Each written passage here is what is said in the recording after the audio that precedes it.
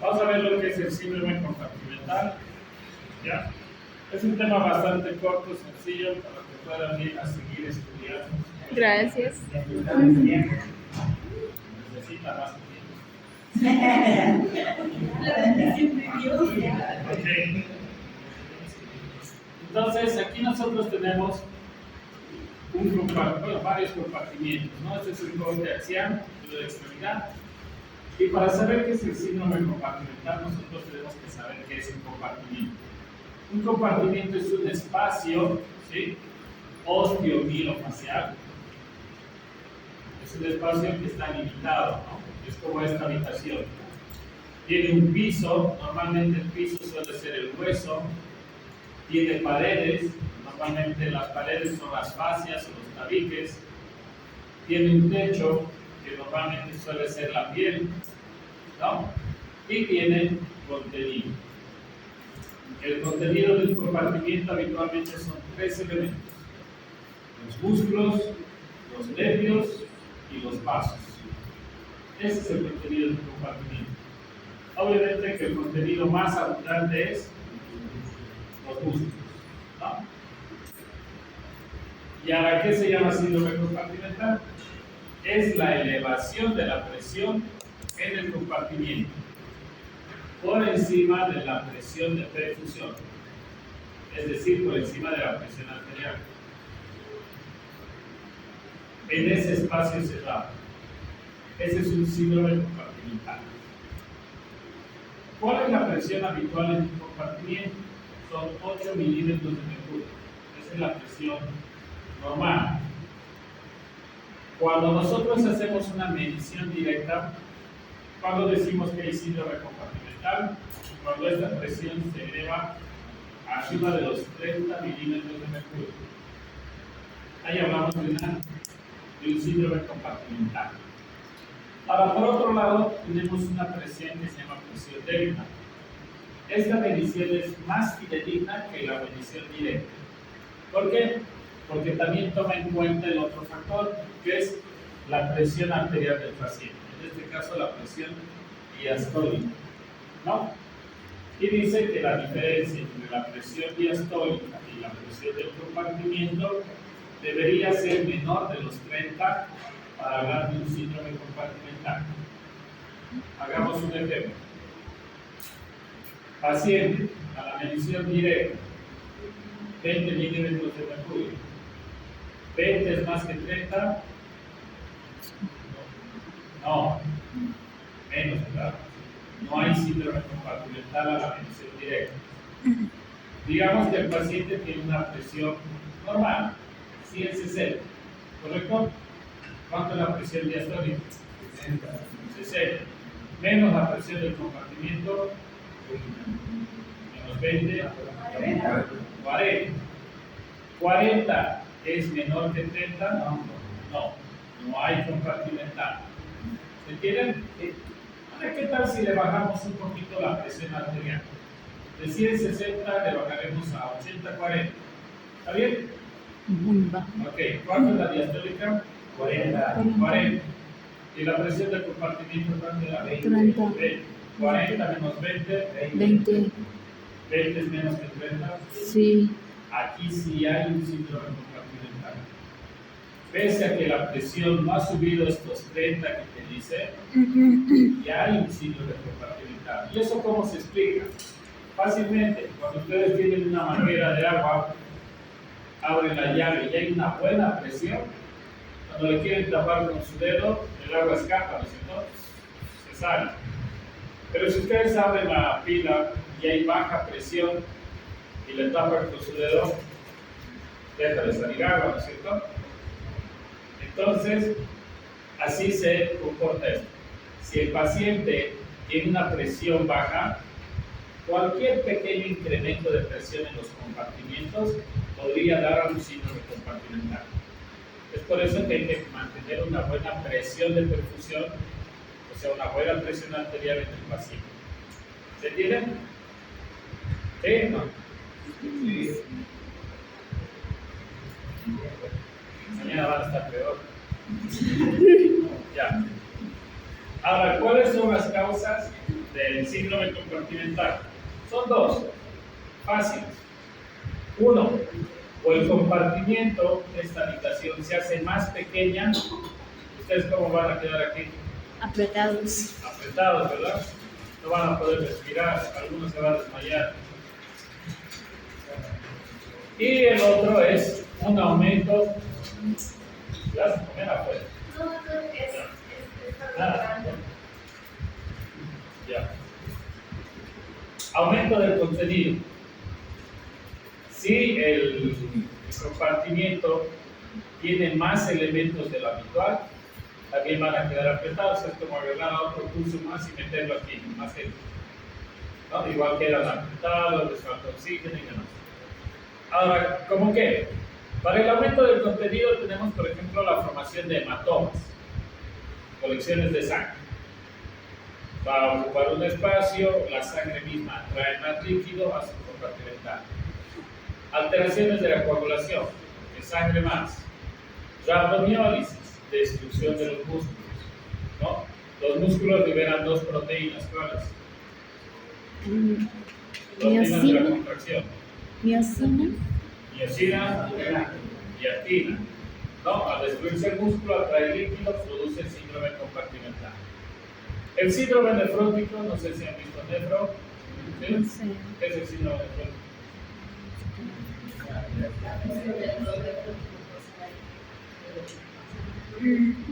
Mal funcionamiento de los riñones.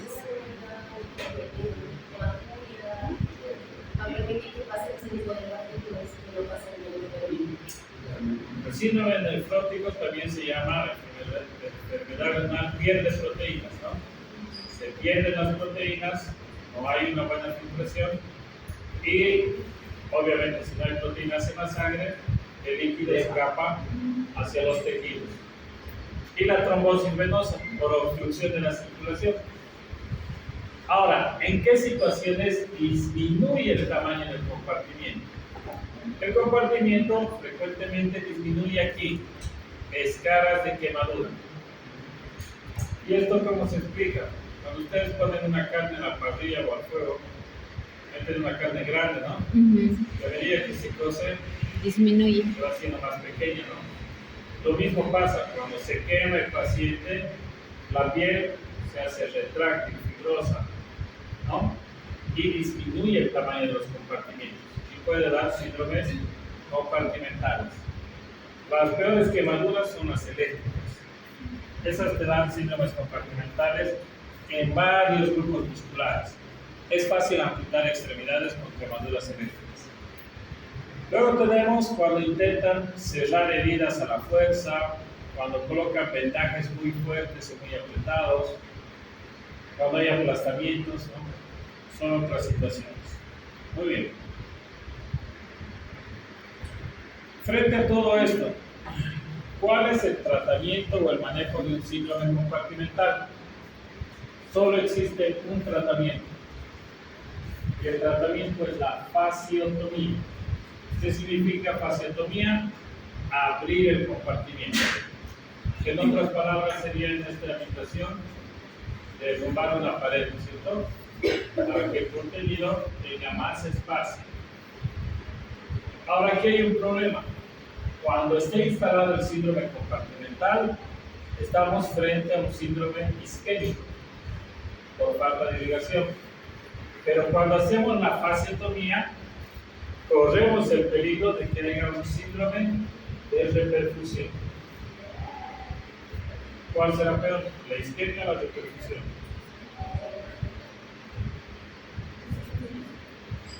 Con la isquemia, ustedes pueden perder la extremidad. Con una inadecuada reperfusión, ustedes pueden matar al paciente. Reperfusión. ¿Cuál habría sido peor? Reperfusión. La reperfusión. Pero ¿cómo matamos al paciente? Les voy a enseñar todo. Ya. Tenemos la isquemia. La isquemia va a producirse debido a un aumento de presión en el compartimiento, ya sea porque el compartimiento se hace chico o aumenta su contenido. Este aumento de presión disminuye el flujo de sangre.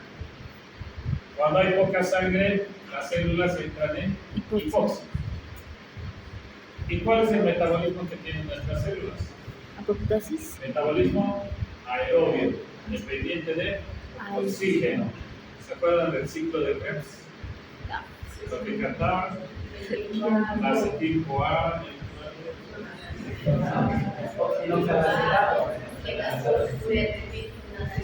Ok, ¿qué pasa con nuestro cuerpo? Nuestro cuerpo intenta de alguna manera sobrevivir y cambia su metabolismo, de un metabolismo aerobio a uno anaerobio. ¿Cuál es el problema del metabolismo anaerobio? No es efectivo, ¿no? No produce cuántos ATPs por ciclo. ¿Qué se recuerda?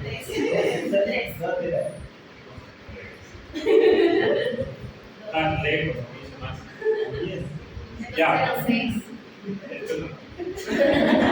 Ok, entonces cambia el metabolismo anaerobio.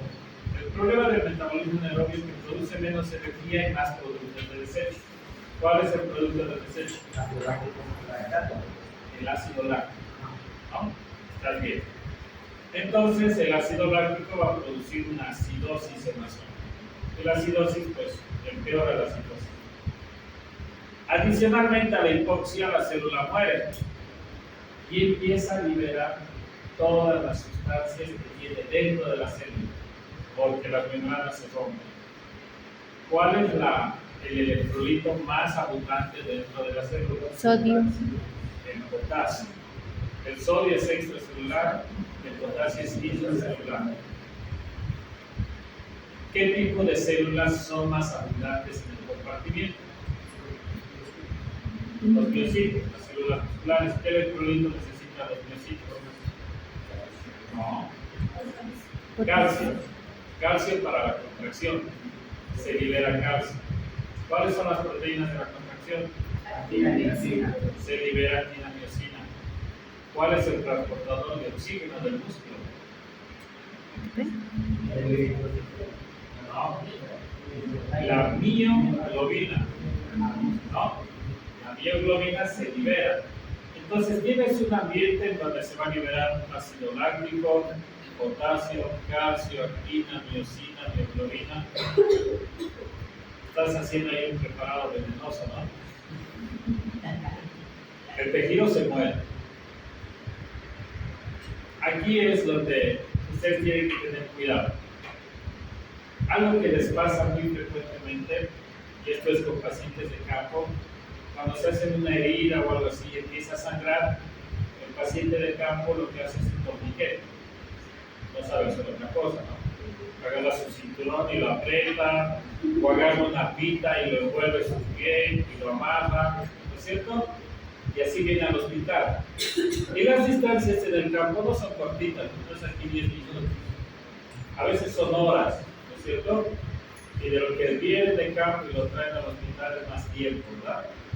Entonces, ¿qué es lo que hace el interno o medido entre el paciente con su torniquete? Y lo primero que le hace es soltar el torniquete, ¿verdad? Entonces, imagínense ese paciente soltar el torniquete y liberar todas estas sustancias. De repente el paciente a los 5 o 10 minutos está haciendo paro. Pero si ha llegado caminando, ¿qué ha pasado? Ahí es cuando dicen, no, pero si entraba caminando estaba sanito, ¿no? Entonces, hay que saber cómo ocurre la repercusión. Ustedes restauran el flujo de sangre. Esa restauración del flujo de sangre les va a producir un aumento de oxígeno. El aumento de oxígeno produce radicales libres. Oxidrilo, peróxido, superóxido. Esos radicales libres van a destruir más la membrana celular. De entrada, el oxígeno es tóxico si entra en concentración, porque la célula está en un metabolismo anaerobio. Hay que hacer el cambio gradual a un metabolismo aeróbico. No se puede hacer de golpe. Se destruye la membrana y aumenta los electrolitos y productos de la rhabdoliólisis, o sea, de la destrucción del músculo. ¿A dónde va a ir a actuar el potasio? Como cuando ven a sus chicos. Una parada cardíaca, ¿no? Va a ir a producir, ¿no?, una alteración, una fibrilación en el corazón. ¿Dónde van a ir a actuar creatina, miocina, mioglobina? Músculo. Producto de la rhabdomiólisis. No. Van a ir a lesionar el riñón, ¿no? Se produce una necrosis tubular aguda, un fallo renal. Y aparte de eso, hay liberación de productos del metabolismo anaerobio. ¿Cuál es el metabolismo? El metabolito. Ácido láctico. Entonces vas a producir una acidosis metabólica. Y la acidosis metabólica produce una alteración en la agregación plaquetaria, lo cual nos lleva a una coagulación intravascular diseminada. ¿No? ¿Qué va a pasar con el paciente? Se va a morir, pues. Le estás arruinando el corazón, le estás lastimando el riñón, le estás produciendo alteraciones de la coagulopatía. ¿No? Lo único que le falta es hipotermia, y es la tríada de la muerte. Así es. Entonces se entiende lo peligroso que es hacer una repercusión. Ahora, ¿cuándo hay que hacerlo y cómo hay que hacerlo? ¿No? Esta es otra cosa. Para la repercusión, ¿cómo deberían hacer? Hay que tomar en cuenta las siguientes cosas. El tiempo. Mientras mayor sea el tiempo, mayor el tejido desvitalizado. ¿Sí? Límites de tiempo entre 6 y 8 horas. Antes de las 6-8 horas, sí podrían hacer una reperfusión inmediata. Pasado este tiempo, hay que pensarla bien. ¿Ya? Otra situación. Mientras más alto es el síndrome compartimental, hay mayor tejido comprometido. Mientras más distal es el síndrome compartimental, hay menor tejido comprometido, ¿no? Si das un torniquete a su dedo, no va a pasar nada, no hay ni músculo, nada, ¿no? Pero si das un torniquete a su muslo, hay bastante cantidad de músculo, ¿no? Entonces ahí sí lo puedes matar. ¿Cómo se hace la reperfusión? Si va a haber acidosis, ¿qué tiene que darle usted? Bicarbonato. Te preparas 2 sueros con bicarbonato. Si va a haber elevación del potasio, hipercalemia, ¿cómo bajan la potasio? También insulina, ¿no es cierto? ¿Qué más pueden hacer? Nebulizaciones con salbutamol, ayuda a bajar, a secuestrar el potasio. ¿Qué más? ¿Qué? ¿Calcio? Magnesio. ¿Qué más? Diuréticos de asa. Los diuréticos de asa pierden potasio, ¿verdad? La filosemina. No le van a dar una potasio. Entonces, de esa manera, para controlar potasio. Ahora, ¿cómo hacen para ver que la actina, miocina, mioglobina no produzcan lesión renal? Mejoran el filtrado, es decir, líquidos abundantes, ¿no? Para evitar la concentración y la aglomeración de estas sustancias. Una vez que tienen todo preparado, lo que hacen es, de donde tienen síndrome compartimental y se va a hacer la fasciotomía, un poco más arriba le colocan un tensiómetro, elevan el tensiómetro. Para extremidad superior unos 200, 250. Para extremidad inferior unos 250, 300. ¿No? Tiene ahí para medir la presión que están haciendo. Lo elevan ahí. Liberan el torniquete o hacen la fasciotomía corta. La fasciotomía lo pueden hacer ustedes, es fácil. Se libera el compartimiento, ¿no? Y ustedes con el tensiómetro bajan de poco en poco. Digamos, bajen a los primeros 5 o 10 minutos 50 milímetros. Ya están en 200. Va a empezar a entrar algo de sangre, va a salir, ¿no es cierto? Y ya están con sus sueros preparados, pasando a goteo. A los 10-15 minutos bajan 50 más. Ya están 150, va a haber más flujo. A los 10-15 minutos otros 50 más. Ya están en 100. Y hay más circulación. Luego otros 50 más y terminan de bajar. Y ya han restablecido la circulación sin que el paciente se intoxique con los desechos. ¿Se entiende? Es progresivo, es avanzado. Ahora, si tienen un tensiómetro que no funciona, es mejor, porque solito se va desinflando, ¿no? Entonces, se le va pasando solito.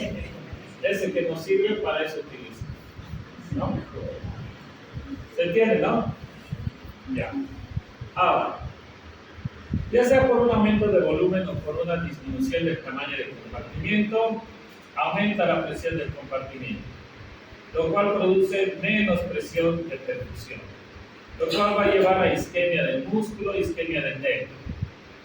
Cuando se muere el músculo, produce necrosis muscular. ¿Cómo se manifiesta esa necrosis muscular? Por fibrosis y contractura. ¿Sí? Se fibrosa la extremidad, hay contractura del músculo que ya no va a servir. La isquemia nerviosa se vuelve necrosis nerviosa. ¿Cómo se manifiesta la necrosis nerviosa? Por paresias, parestesias, parálisis, anestesia. Ahora la pregunta es, ¿saben qué es eso? ¿Saben qué es eso? ¿Qué es la paresia? ¿Qué es la parestesia? Parece debilidad, parece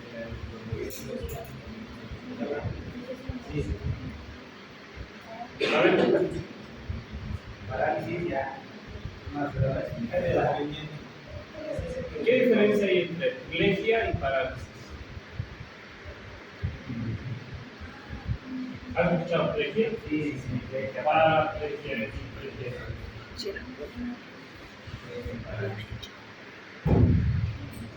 ¿Qué diferencia hay? Todo lo que termina en estesia es sencillo. Anestesia, parestesia, hipoestesia, hiperestesia, ¿no? Paresia es iniciar la fuerza muscular. Parálisis es que no puede mover. ¿Pero qué es plegia? Plegia es la combinación de anestesia y parálisis. No mueve y no siente. ¿No? Parálisis es solo no mueve, pero siente. No en las películas dice, ¿no? No te vas a poder mover, pero vas a sentir todo lo que te voy a hacer. ¿Has visto eso? No. Búsqueda en la cara, ¿no? Hay otra película, El Ciudadano Ejemplar. Un ejemplo. Ustedes mañana no me van a ver, pero no se van a poder ver los exámenes parálisis. Ok. ¿Cuál es el cuadro clínico del síndrome compartimental? Las 6 P's.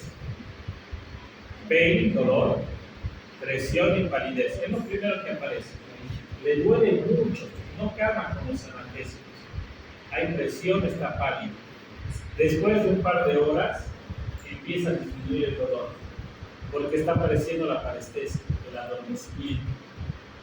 Entonces el paciente y el médico creen que se está solucionando el problema porque ya no hay dolor, pero en realidad está empeorando porque luego aparece parálisis y luego la extremidad no tiene pulsos, ¿no?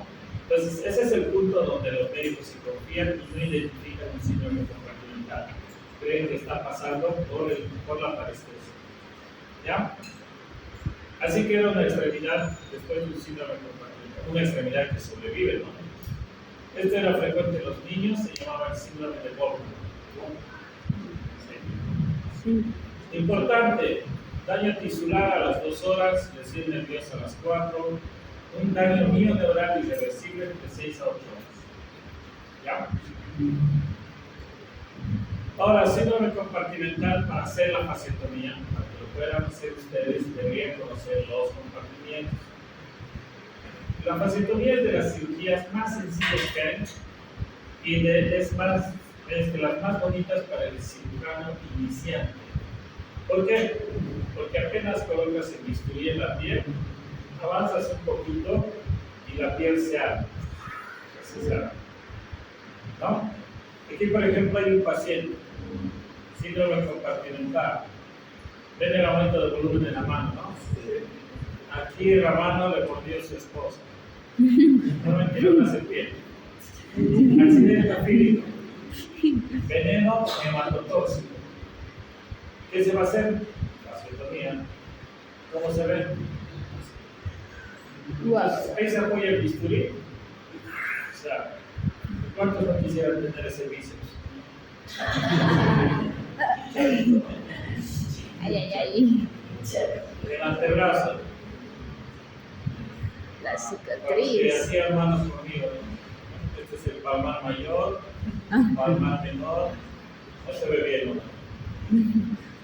Y esto no creo que hemos separado así, ¿no? Hemos pasado el bisturí y se ha abierto así. ¿Qué tan profundo tiene el dolor? Ay, superficial nomás se abre. Bueno, primero se abre la piel un poquito y luego vas a ver la fascia blanquita, bien densa. Vas a pinchar todo el bisturí, se va a hacer un hueco y el músculo va a querer salir por ahí. Vente la tijerita un poquito a este lado, metes este otro lado, levantas y así. Y se corre. Se corre. Y ya está. Luego metes tus dedos entre los músculos para que se nivelen. Nada más. Ahí termina. Fácil, ¿no? Mm, Y al paciente le duele menos que le cortes a que lo que estás sintiendo.